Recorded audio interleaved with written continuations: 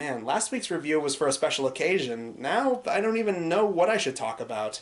Haven't finished yet. Haven't finished yet. Still can't believe this is even real. Pretty good. Pretty good. In fact, didn't I already talk about these games before? I could have sworn I did a video talking about AVGN Adventures. I really did enjoy Angry Video Game Nerd Adventures a lot. And I believe I talked about Them's Fighting Herds back when it was called Fighting is Magic. I was as giddy as a fanboy when I first discovered this game. I'm also really happy to report that the group behind the game, Main 6, seem to be working on another new project. So, my hat's off to you guys and best of luck. And now I remember, so I feel like if I were to review these games again, I would just be repeating myself. They're both really good. Especially Them's Fighting Herds. This is a really damn good game.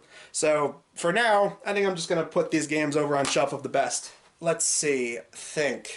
Are there any TV shows I could do videos on? Well, it's funny you ask, because there's quite a long list of shows you could talk about. Let's see, there's The Cuphead Show, Buzz Lightyear of Star Command, Atomic Betty, Totally Spies, Juniper Lee, American Dragon Jake Long, Danny Phantom. Geez, I didn't realize I had that many potential video ideas on the back burner. I mean, those would all be really good videos, but I feel like I need to really buckle down and watch all those shows and form some coherent thoughts for a full in-depth review of shows like that. You know what? Let me ask you something. When was the last time you did a review of a comic book? Last comic review? That was, last November. Oh, there you go. Do a video talking about a comic book. Yeah, but that's just it. I don't want every comic review I do to be on a comic that's a crossover or a tie-in comic. I think one of the few original comics I looked at was One More Day, and that review was back in 2015. Oh, well, if it's an original comic you want, I got just the one for you. Strange Adventures number 136. Strange Adventures? But look at this. Isn't this kind of old? What's wrong with that? Just because it's old doesn't mean you can't still review it. Yeah, that's true. But, didn't somebody else already review this? Hey now, you should know more than anybody at this point that reviewing dibs is not a thing. Just because someone else did a video talking about it doesn't mean that you can't do your own video talking about it, as long as you make your own original points and jokes and do something unique with your presentation. Yeah, that's also true. But don't you think, oh my god, will you just review the comic already? Jeez, alright, okay, I'll do the review. God. Yeah, we're talking about, Strange Adventures. Strange Adventures is a comic series put out by DC that goes all the way back to the Silver Age. Back before superheroes were a staple, like they are now, comic companies were a little more lenient to do silly, nonsensical stories and anthology comics because there was no real precedent on what did and didn't sell. But similar to other anthology comics like Strange Tales or horror anthologies like Tales from the Crypt, the selling point would be every issue would tell different stories following different characters, and sometimes you'd even get multiple stories in one comic. As for Strange Adventures itself, it lasted from 1950 up until 1973, and lasted a total of 244 issues. And interestingly enough, there was actually a few reoccurring characters, settings, and themes throughout the series that would appear in scattered issues. There was also a couple short reboot runs and limited edition series under the same name, so it's good to see that Strange Adventures and other various anthology comics never truly left. But enough backstory. This is Strange Adventures number 136. The cover shows a robot fumbling around a shelf of spare robot heads, legs, and whatever the device on the bottom shelf is supposed to be. Most of this technology just kind of looks like workout equipment. Only one of these heads can help me save the Earth from destruction, but how can I tell which one it is when I can't see or feel anything? Where exactly is the speech bubble coming from? His chest? His back? Because clearly ain't coming from a head, because he's kind of lacking one of those. Introducing the robot who lost its head! Meanwhile, readers in the 50s and 60s were probably thinking to themselves, "Well, gee, what a wild and wacky predicament that's going on in this front cover. I wonder how this poor fellow's gonna get out of this pickle." Not wasting any time, we begin with the robot on the cover getting its head ripped off by a green spaceman, declaring it won't have the knowledge to defeat him and his army without its all-knowing head. When the alien invader from another world yanked the head off Robot J9, he destroyed the sole hope of Earth, defeating the invaders. Oh, I see. Now I get why someone wanted me to look at this comic. Yeah, because, you know, I'm such a big fan of that one underrated cartoon from the 2000s that had a robot in it. You know, Time Squad.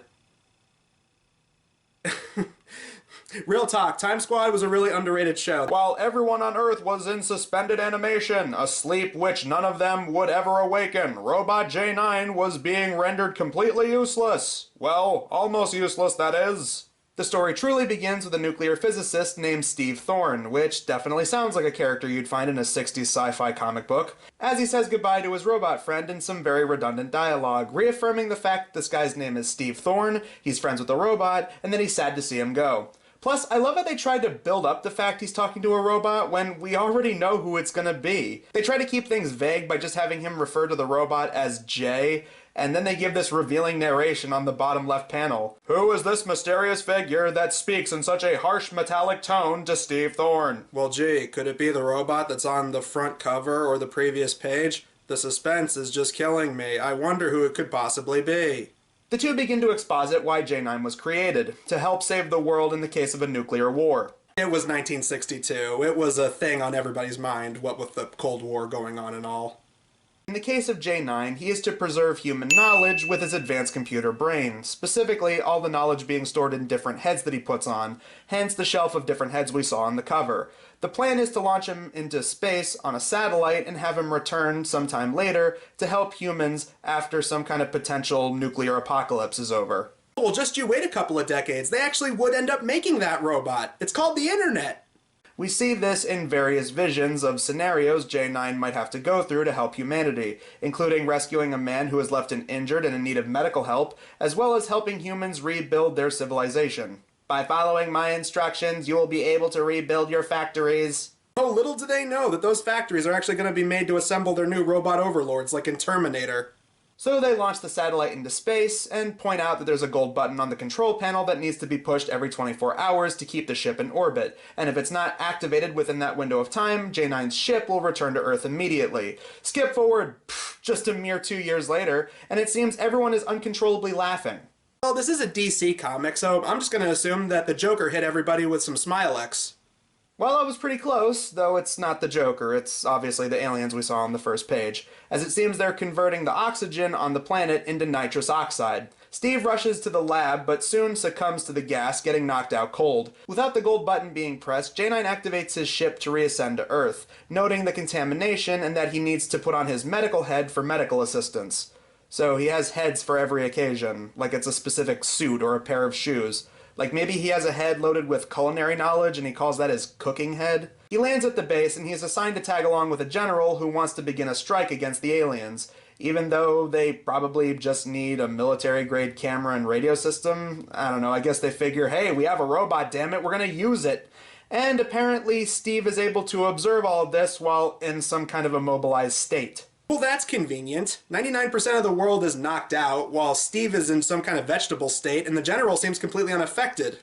This nitrous oxide is like Chemical X. It just picks and chooses who it affects.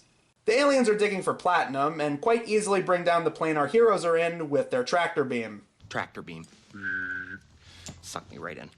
Using a truth ray, they get the information about J9 out of the general. Mocking the robot, the alien leader tells J9 about who they are, that they're from the star of Altair, and how their weakness is Omega radiation. While it seems very stupid to give away a weakness like that, the aliens rip off and destroy the head J9 currently has on. I could have destroyed the robot, but it pleased me to tell the robot how to defeat us, and then see it helpless to do anything about it. I know for a fact that nothing is going to screw me over. Nothing. There is no way I'm going to possibly lose and have all this blow up in my face. I just know I've won.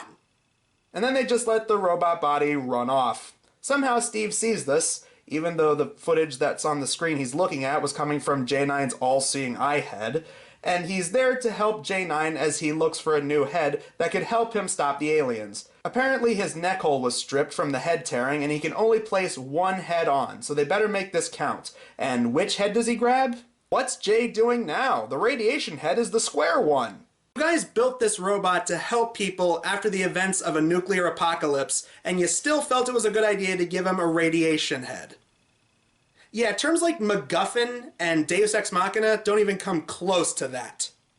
J9 says he could tell which head it was because it didn't roll like the other round heads. even though this head seems less square like they described it, and it just makes him look more like a Silver Age version of Bender from Futurama. But the radiation head activates right away once it gets placed on him. So yeah, we don't even get to see the radiation head weaken or kill the alien invaders. They just say that it did.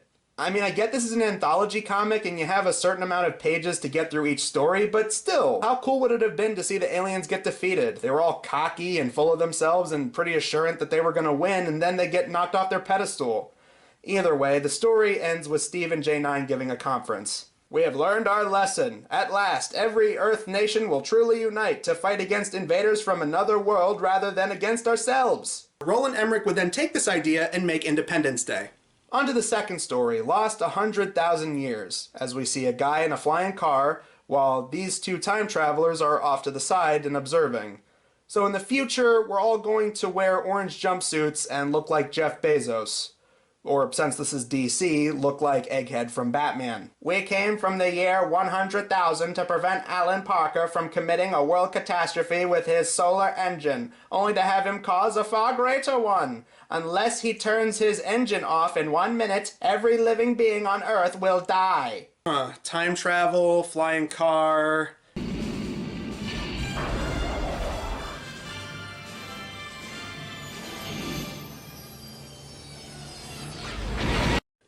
Nah, too easy. So this Alan Parker guy has installed a solar engine into his old model car and plans to see if it'll run. But then the eggheads from the future arrive and tell him that'll be a bad thing. They know this because they are officers of the Galactic Time Patrol. Okay, in fairness to these guys, that actually is kind of a cool name. So they launch into a huge exposition dump about how great the future is, specifically time travel technology, which they use to stop dictatorships and help miners find minerals that can cure diseases. The reason they know about Alan and what he does is because one of their future supercomputers. Apparently this engine will cause what they call the second coming of barbarism, and their perfect society will be tarnished by the return of barbarians. But how exactly is this brought upon by one man's solar engine? Get a load of this. When he tries to fly in his car, it'll emit radiation that will devolve people back into caveman-style savages. Yep, it won't give people diseases that typically come when you're exposed to radiation or intense solar flares. No, it apparently devolves you into a different being. Yeah, Q skit with Chris T. Ian and Peter Collins having some kind of debate about global warming and how, oh, it's just one big lie made up by the liberal socialists, and, oh no, there's nothing that we can do about it. We're all just gonna die in 5 years, and yeah, I'm glad we're not doing a skit this time around because I really hate working with them. They take him 2 days into the future to avoid this problem, but Alan forgot something, so he goes into his car and it takes off anyway, completely unexpected to the time travelers. As the car takes off, it doesn't devolve those in its vicinity, but instead makes them lose all sense of gravity, as the time travelers begin to panic now at the fear of Earth's inhabitants floating and dying once they hit the cold, empty vacuum of space. Yeah, hey, maybe none of this would have happened if these two didn't come traveling back in time to alter the past, okay? Stop trying to mess with the time-space continuum. You guys clearly can't manage it. But they end up getting sucked back into the future and reappearing in the year 25,000 instead of 125,000 for some reason. And you know how they can tell Alan turned off his engine in the nick of time? The thing he said that he forgot to do? What could it possibly be? It was that he needed to get his driver's license. Oh, that's a good one. Our final story takes place in the 25th century.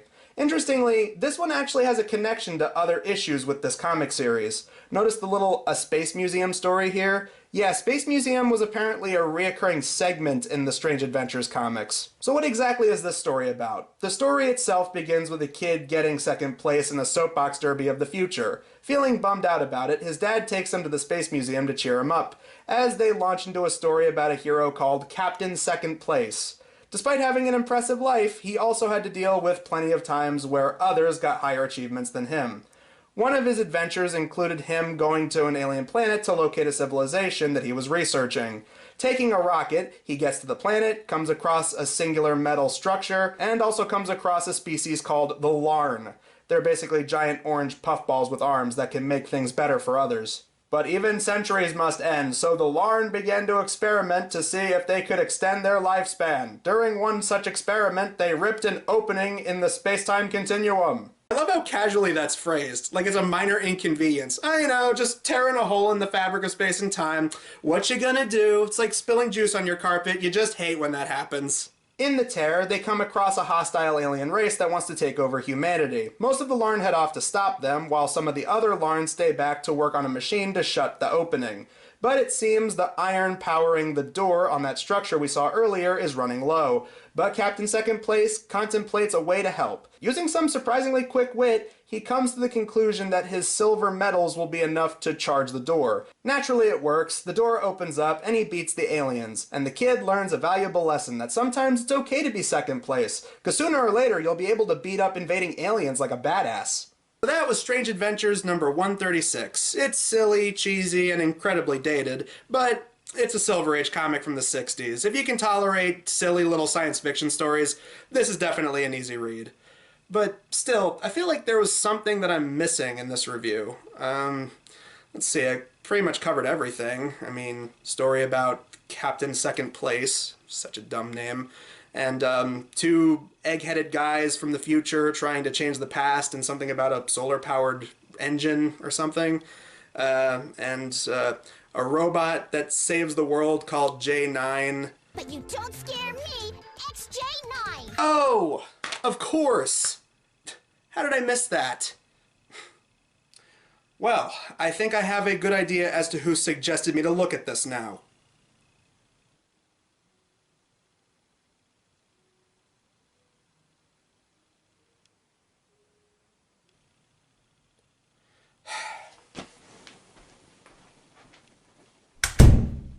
See? I told you I'd get him to review the comic. I know. I can't believe he didn't make a Teenage Robot reference earlier in the video. But still, I got him to do the review regardless, so you keep up your end of the bargain and pay up, kid. Yeah, here's the funny thing about that. I actually don't have any cash on me, but I will pay you back with something even better. Cash on you? Then what the hell do you expect to pay me with? With this.